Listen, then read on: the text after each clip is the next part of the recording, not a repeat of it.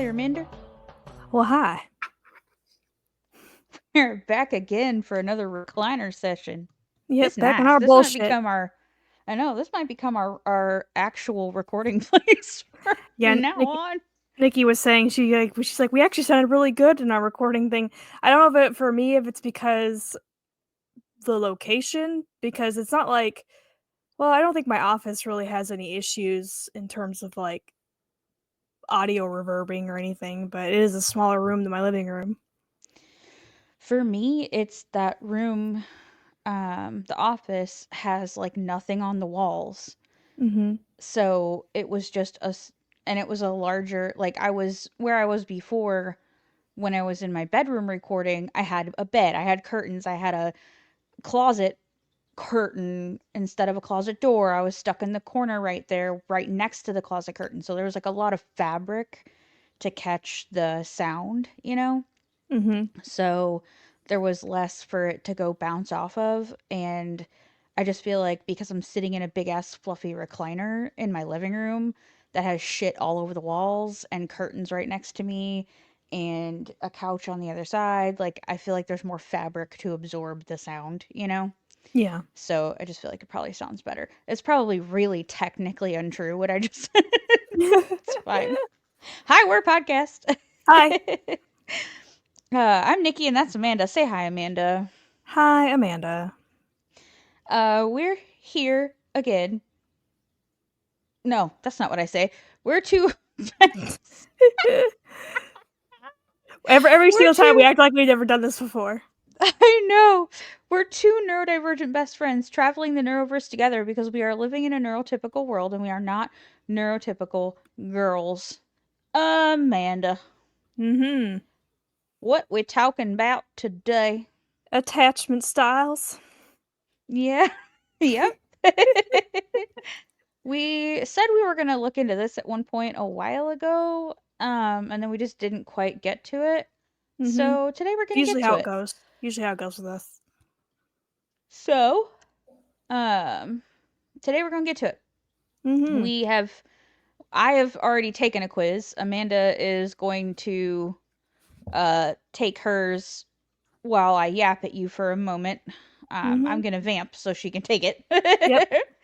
And yeah, we're going to talk about attachment theory today. And because this can get kind of long and convoluted, let's just get right in on it. Are you ready, Amanda? I am. Okay, cool. I will link all these articles that I'm reading from in the show notes per usual, Along with the quiz. along with a quiz if you would like to take it. So this says the four attachment styles and how they impact you. This is from the Cleveland Clinic, one we like to go to quite a bit.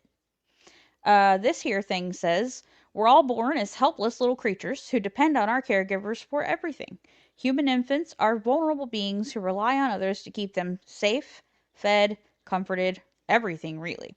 Five decades, good God, of research show that your earliest emotional bonds with the person most responsible for your well being, often your birth mother, can directly affect the health of your future romantic relationships.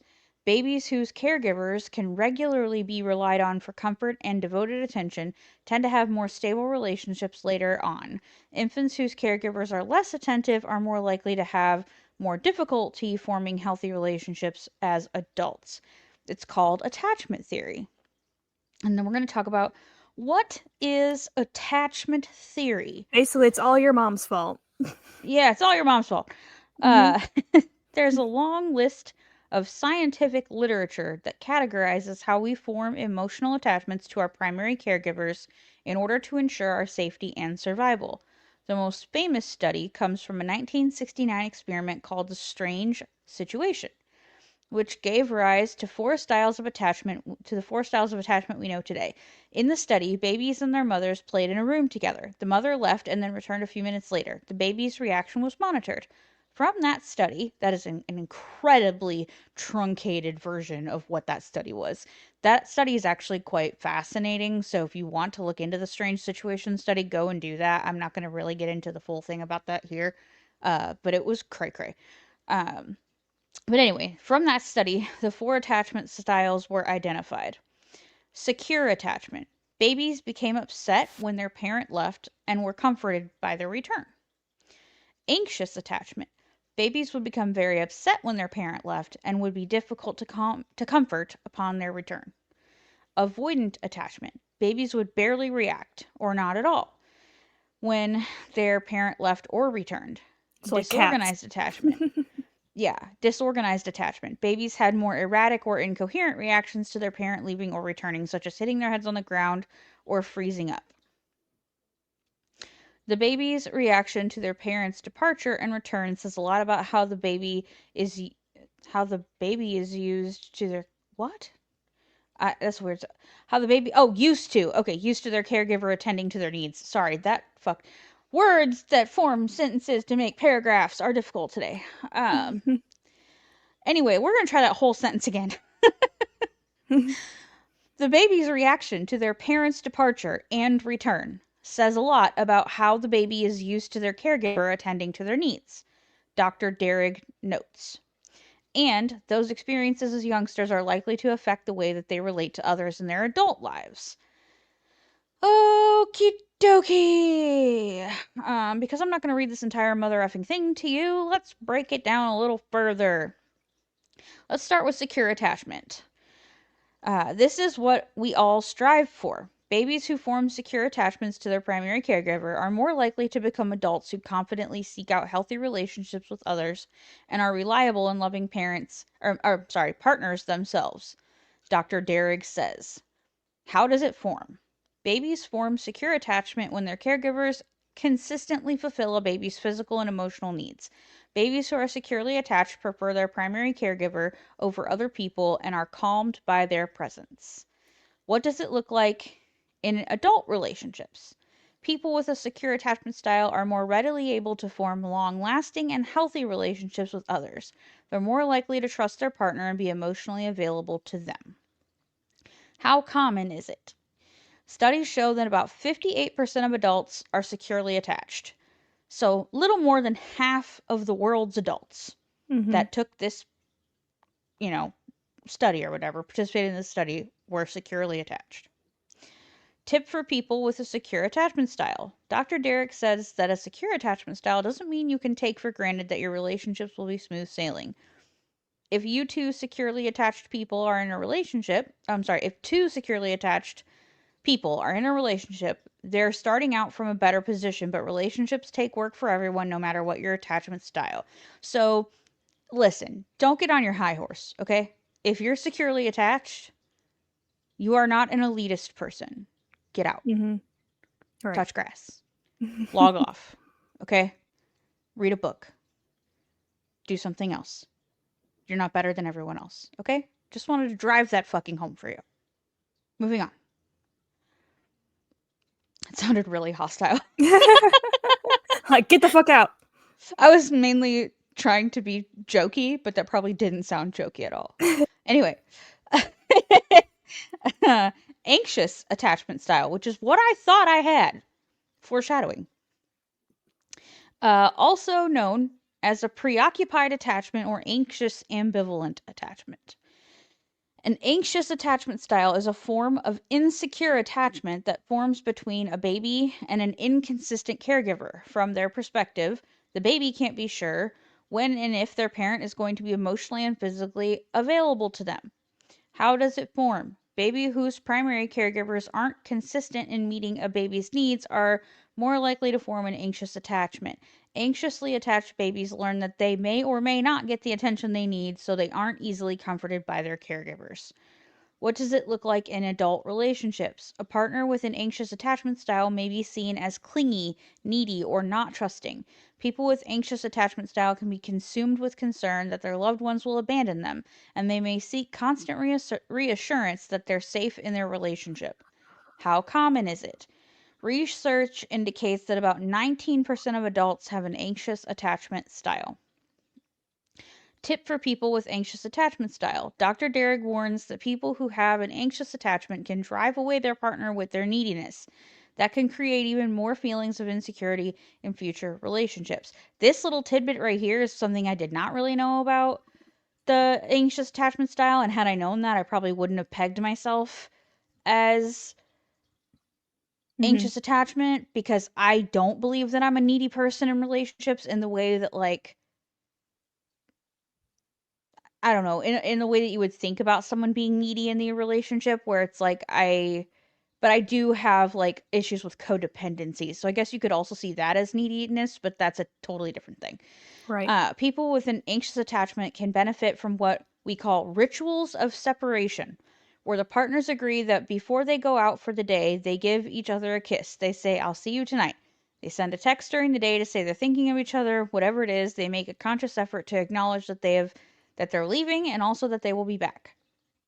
Dr. Derrick explains that can help a person with anxious attachment to feel confident their partner will not abandon them. I feel like that also just goes with like being an anxious person, like having anxiety. Yeah, like I just got done taking the quiz, and a lot of these are like, okay, but this is just based. Like I know anxiety plays a part in what type of attachment style you have, but it's just it's also like, well, am I like is this attachment style, or is this because I'm neurodivergent, or if it's Right. because I'm I had the introverted, same or question. yeah. He had the So same questions. Some of them were like, well, like the eye contact question. yeah, Uh, yes, I don't like looking at people, but I don't think that has anything to do with my attachment style. That's yeah, because I got the touch of the tism, mm-hmm, and it's uncomfortable for me to look at people in the eyeballs. I don't like right, it. It's weird. exactly, Seems like a threat. Like, why right, are you staring at me so? Get out of my soul. Get out. Get out. Get out. mm-hmm. Go away.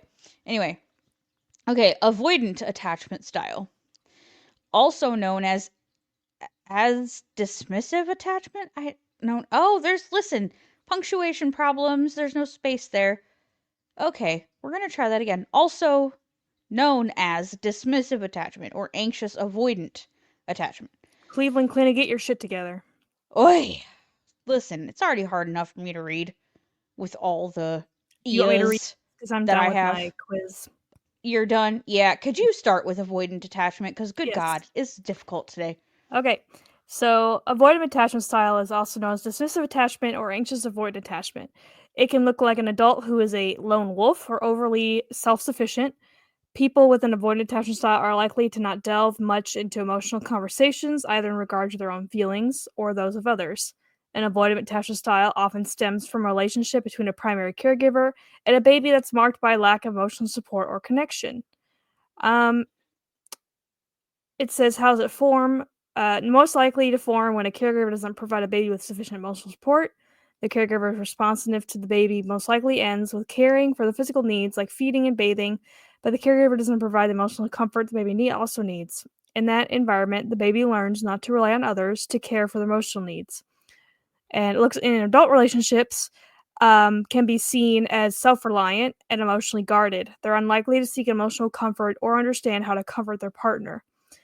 It says about 23% of adults have an avoidant attachment style. Um, it says they often distance themselves. Dr. Derrick notes that people often distance themselves from others and assume others will disappoint them. Actively observing your own emotions and considering how you pull away from others will require a lot of work, but that comfort can be an eye-opening way to help understand your style and learn from others. Now, Um, see, I would describe myself more like this, and yeah. actually, my we'll get to it, but I'm damn near tied between this one Oh, and I another yeah, one. my results, like, I don't know if you know, like, the term hat stall. It's like in Harry Potter, I think it's like where the Sorting Hat can't really decide what house to put you in. Mm-hmm. I think they like in the books, like Hermione Granger was a hat stall, like it couldn't decide between Ravenclaw and Gryffindor for her. Uh, I'm pretty sure. Like I haven't read the first book in a very long time, but um, but basically, I looked at my results, and it's almost like a perfect quartering of a pie. Like the one I Same. got was like the one I Same. got was just barely like two of them were tied. Like the last two were tied. The second place was like just like a percentage or like half a percentage over, and then the one I actually got was like 2 percentages over that. So Yeah. it's all very tied. Um, so next one is disorganized attachment style. It's also known as fearful avoidant attachment. And there's another space missing right there. But it is the most extreme and least common style. People with disorganized attachment can be seen to act irrationally and be unpredictable or intense in their relationships. It can often form through a particularly tumultuous childhood, often one that may be marked by fear or trauma. It typically stems from an erratic or incoherent relationship with the baby's primary caregiver. Adults with disorganized attachments are likely to live with mental health disorders or personality disorders to prevent them from developing healthy relationships with others. They're likely to crave close relationships but push others away when they show them attention.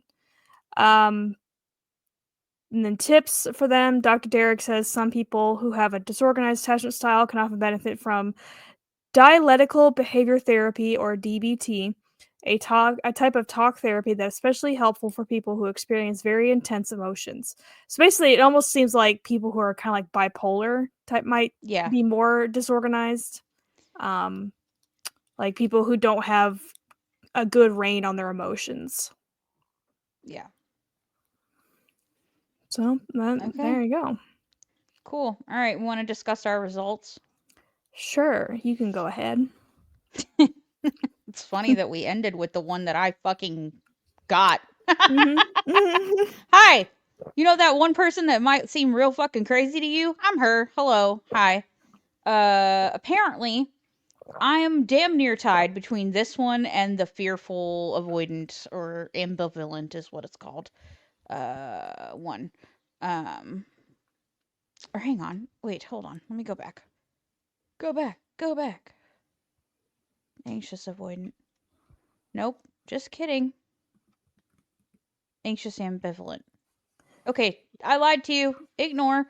They're all pretty damn close anyway. It looks damn near like you said, like a hat, like a Like a quarter. cross. Mhm. But 29%, 29.9% disorganized, 23.4% avoidant, and 26.6% ambivalent, and then 20.1% secure. So here's what I think's going on here. First of all, these are internet quizzes, right? Right. Do I take this at face value? Yes. Do I now believe that I have a disorganized attachment style and must seek mental health See, facilities I for think I this? think you're more like avoidant, not avoidant. Yeah. What was the third one? Like when I was reading the avoidant one, I was thinking, I'm like, this sounds a lot like Nikki. Yeah, it's way more me than I think disorganized is. Um, I think a lot of the stuff that falls under disorganized attachment also falls under people who have trauma in their life anyway, period. Um, it's not just what happens to you as a baby. These questions don't like specifically ask you to think about your childhood only.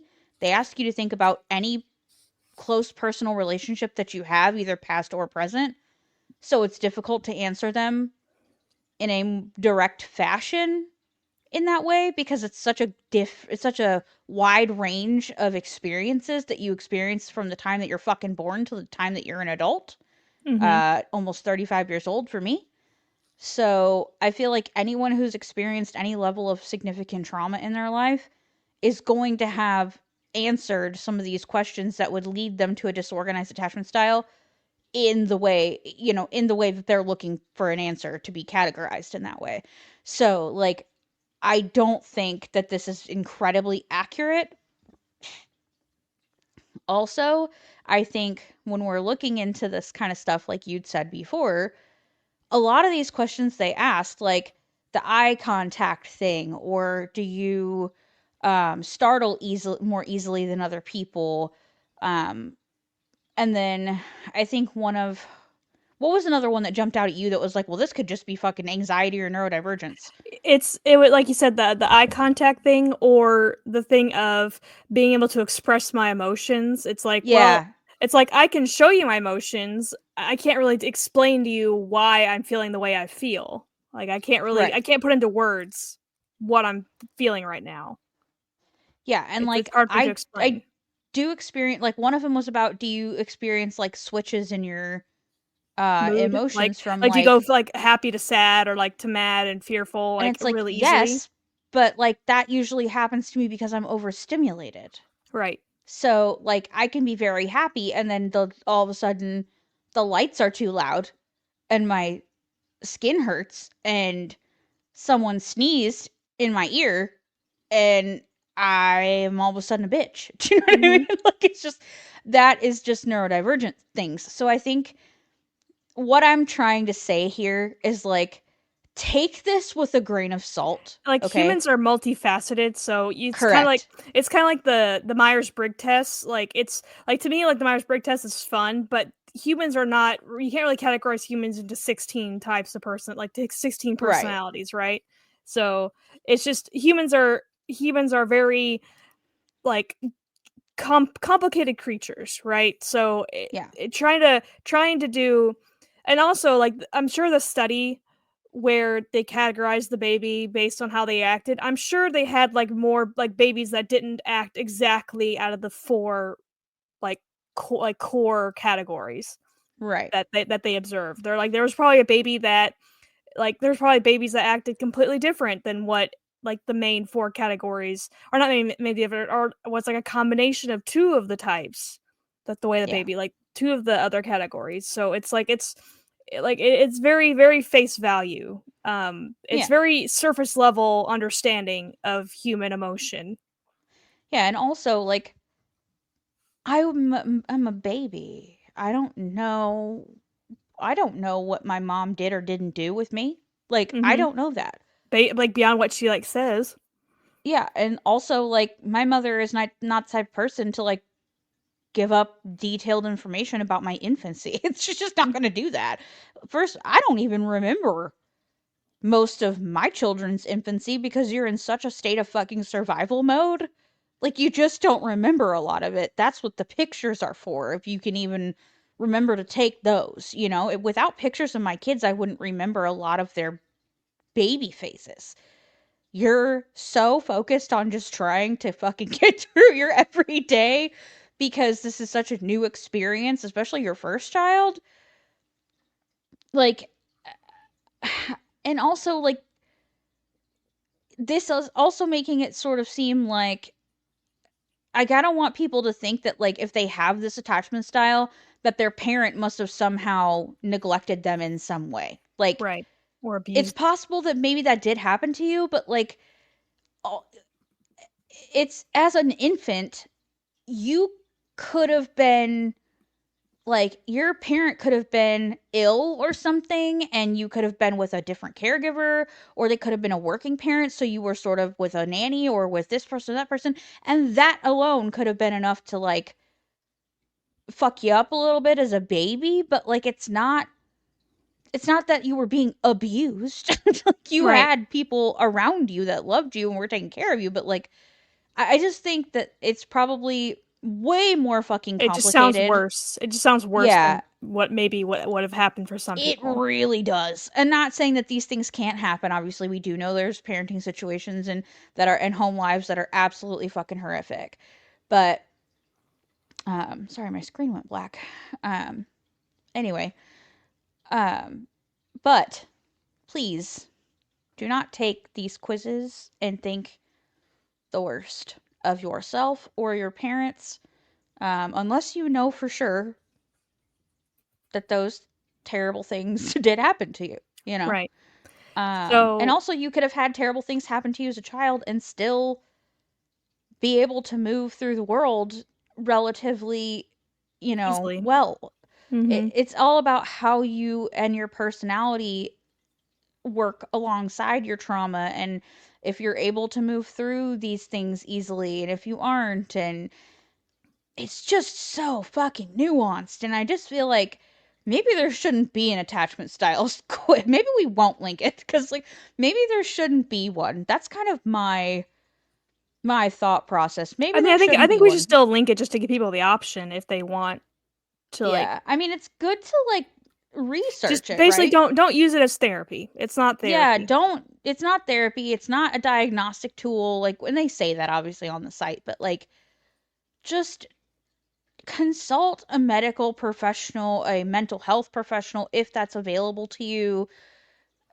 If you're seriously wondering and concerned about the way that you're moving through life and you think that you may have one of these insecure attachment styles that have been laid out for you here, um, just seek out a proper professional. Please Mhm. don't. Do not refer to our disclaimer for fucking sure. We are not doctors, nor do we even play with one on TV. So please don't listen to anything we say. We're dumb. But just talk to a medical or mental health professional about these things if that is available to you. It's good information, but that's all it is information. Okay. Because you know what? When I saw that, I was like, the disorganized thing, and I was like, I don't agree. Like, I don't Mm-hmm. agree with you. I'm sorry. Like, and that's pretty rare that And I it don't agree with a test result because a and lot of it these little tests I take, I think, are great. But and it could have been something as like simple as there's two questions that you were in the moment feeling, because it also could depending on how you feel, because if you're right, feeling like down about something, you might answer questions differently than if you were in a yeah, better mood. So it's just might just be depending on your mood. yeah. High major depressive disorder Mhm. Also, affecting, seasonal depression disorder. yeah, that too. Uh, I do think mine. I don't. I technically have the diagnosis of seasonal affective disorder, but I don't think it's necessarily seasonal affective disorder because I have depression all the year long. So Mhm. like it just gets fucking worse in the wintertime. So I mean, I don't know if they can both coexist in the same thing, but I think it's just depression that gets worse in the winter. Mhm. Um, but anyway, that's a side note. But I think all of those other, like we said, all the other mental health conditions could be factoring into this depression, anxiety in general, neurodivergence of some kind. It just is something that should be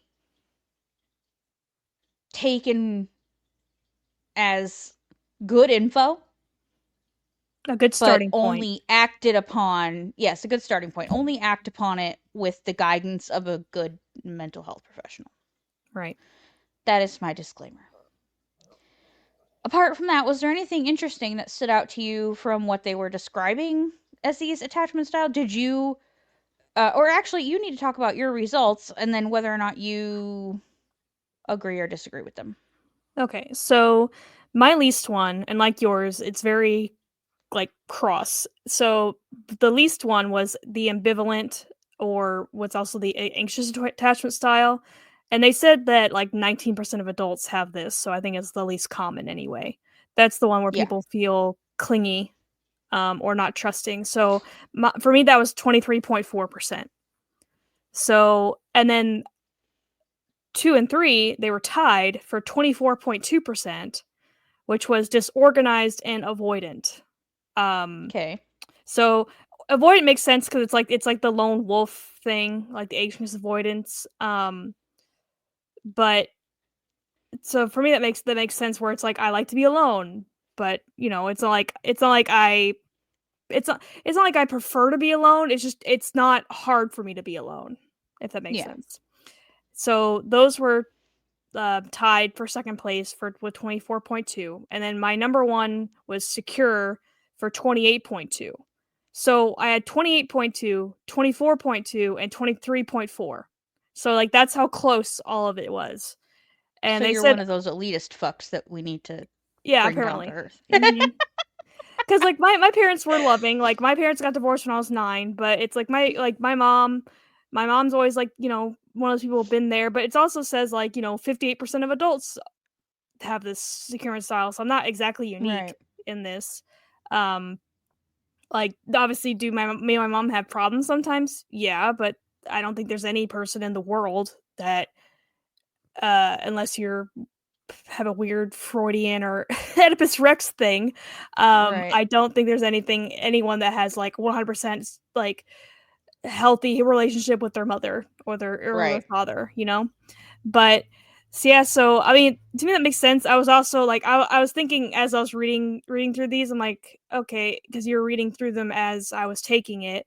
I Mm. was like, okay, I feel like I'm either gonna be avoidant or no, I was gonna think I kind of was gonna be like anxious attachment or secure attachment. So yeah, pretty close. Yeah. I'm surprised disorganized is higher than ambivalent, honestly. But Again, I think some of those questions with disorganized have more to do with neurodivergence mhm. and anxiety than they do with, Because it even says like mental health disorders and personality disorders. Like, yeah, hello, right. We have that's both. me. Thanks. Yes. Mhm. Right. So I feel like Well, I don't have technically a I personality disorder, I feel but like it can skew results when yeah, for sure. and because like it's one of those things. It's like the nature versus nurture thing. It's like you Hmm. can't say, well, maybe you are the way you are. Maybe you are like because of the way your parent, like because of how your parents treat you like a baby. It's like no, we were born this way. Like Right. that's the whole nature part. Like, Yeah, you can't parent autism into a child. Sorry about your mhm, life. No matter what RFK wants to tell you, mhm, there's or the nothing poke, in the water that causes the tism. or any There's nothing pokes. in the pokes that Mhm, causes the tism. Not saying you can't have vaccine injuries because we've experienced that in my own family, but it didn't cause the tism, okay? There are no studies to prove that that happened, and until there is one that comes out that says, yes, it's a possibility that that could happen, don't want to fucking hear it. And if that's not your bag, then okay, that's fine. Believe what you want, but don't bring that bullshit to my door because I will send you packing. mhm. We don't play with that bullshit. My babies are fine. They were born the way they were born on purpose, and you're not finna tell them that they need to be cured, or me that I need to be cured. The tism is not a fucking disease. Leave us alone, okay? It's like It's an hard X Men. enough. It's like an X Men when they're trying to find a cure for the mutant gene, and then Right. they're like, I'm not a disease. Right. Shit. It's what it fucking feels like these days, man. But anyway, that's a topic for another fucking day. It's part of the reason why I'm so fucking crispy fried, though. If I'm being honest, it's just we can't get into it right now. But like, Maybe next ugh, time. yeah. Anyway, this is gonna be a shorter one, and that's fine. But that's all I have to say on the matter. It was just a quick little, as Swoop says, a dip in the cesspool, just dipping Mhm. our toes in on this one. So, hope you enjoyed it. Let's hit that fun and fuckery because we got our last Mad Lib of this book to do. Yep. Let's go.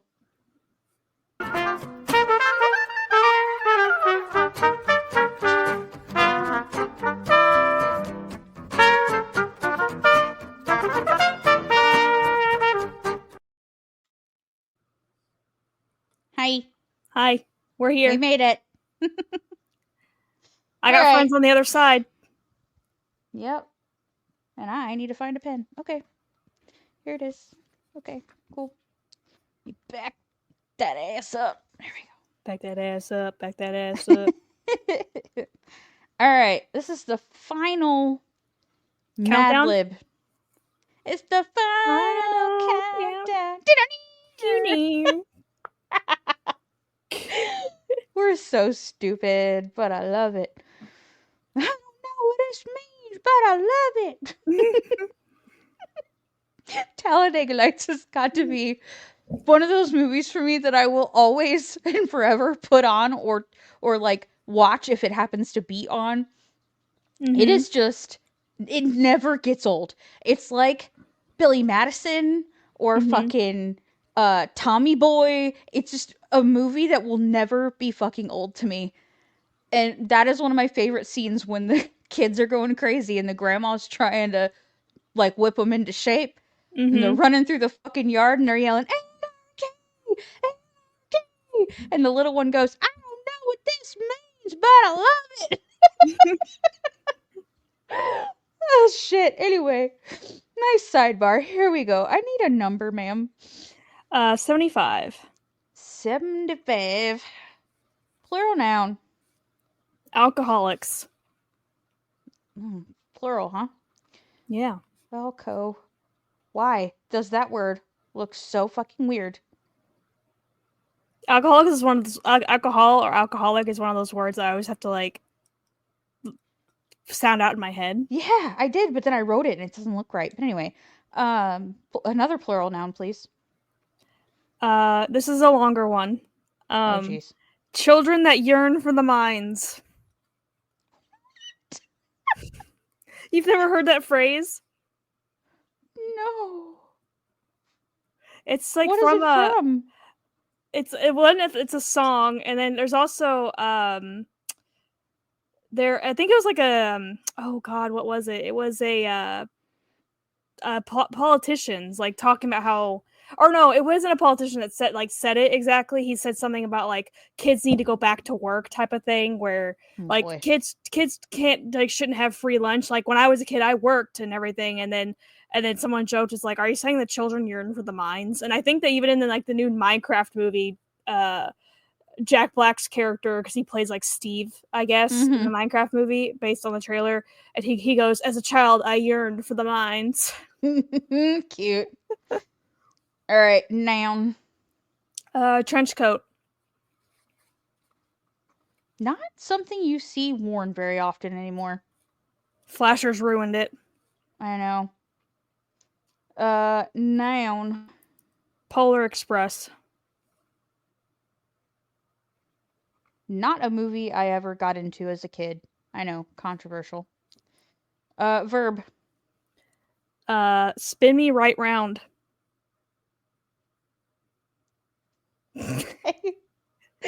I I have a lot of like like listen. things in You here. have no idea why this works. I have a lot of song verbs in here, or not just verbs, just words. Color. Viridian. Okay. Uh, plural noun. Pool noodles.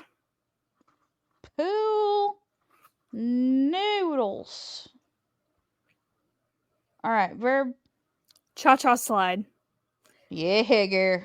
I know it's also a noun, but I would say like I cha cha slide. Uh, verb. Electrify. Okay, and then I need trace nouns, please. Dolphin noise. Eh. Amanda, did you read this No. to pick your fucking things? Because they're spot the fuck on. Like, more so than usual. All right, another one. Nightmare fuel.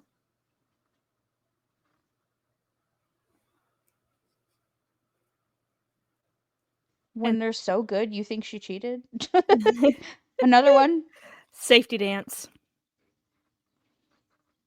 The safety Mm-hmm. dance. The safety dance. Okay. Adjective. Hellish. Hellish. Okay. Person in room. A very long one. Oh So God. be prepared. Okay. Doug Dimmadome, owner of the Dinsdale Dimmadome.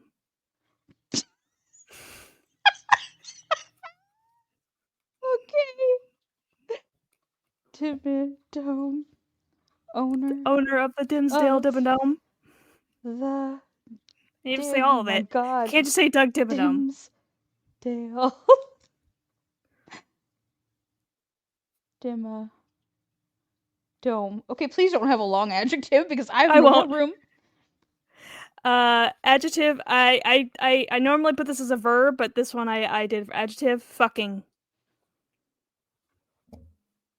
It works because of course it does. Okay, plural now. Chimeras. Spell it. CHIMERAS. I knew it was CH, but I couldn't remember the rest of it. Okay, and finally, a noun. Botulism. You're fired. You're fired.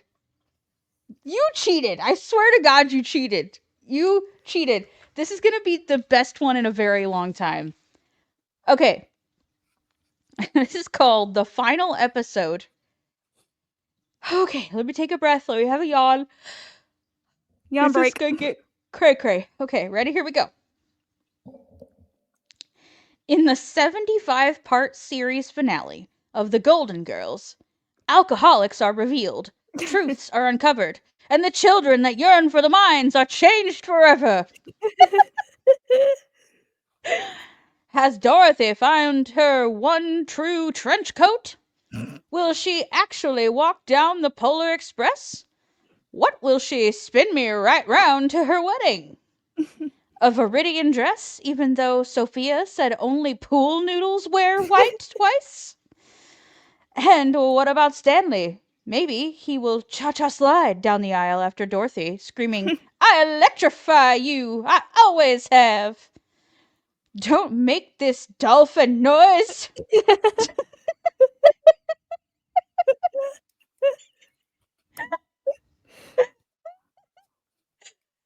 Shit.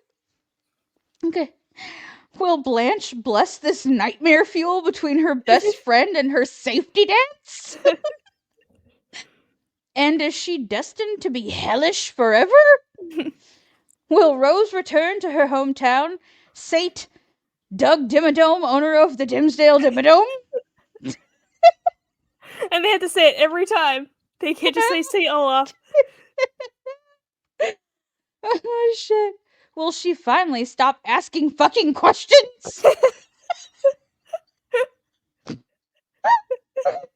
That tracks for Rose. Uh-huh.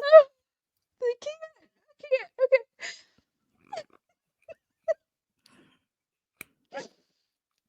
Okay. And don't forget about Sophia. Will she be forced to return to shady chimeras and eat chicken a la botulism for her final days? The fucking end. Finally I done. told you it sounds With like you cheated. You did so good it sounds like you cheated. Our Mad Libs. They're done. They're The Golden Girls Mad done. Libs. Put it to And we have rest. not yet purchased a new one. So Yeah, so we don't next know. episodes we'll probably just use our cards. Yeah, we'll use our cards. And who knows, man? Maybe we'll take a break from the Mad Libs. Maybe we'll order a new one. It'll all depend on what we find and if we want to or we don't. Because it's a new year. It's a new us, okay? We never know what we're going to do. No, we're still on our same bullshit. Yep. Okay. All right. Well, that's all we I got don't know for about y'all, but that's about it for me. You good? I'm good. All right. Julie, do the thing! I'm afraid there are no more things to do. Julia's back. We've been forgetting Julie. That's my fault. So there she is. And for good measure, a Tenzin. Okay. So, that's it. We're gone. We love y'all. We'll see you next week. For God knows what kind of topic. Thank you for sticking around and putting up with our bullshit week after week. We'll catch you next time. All the shit is in the show notes, per usual. Goodbye. Goodbye.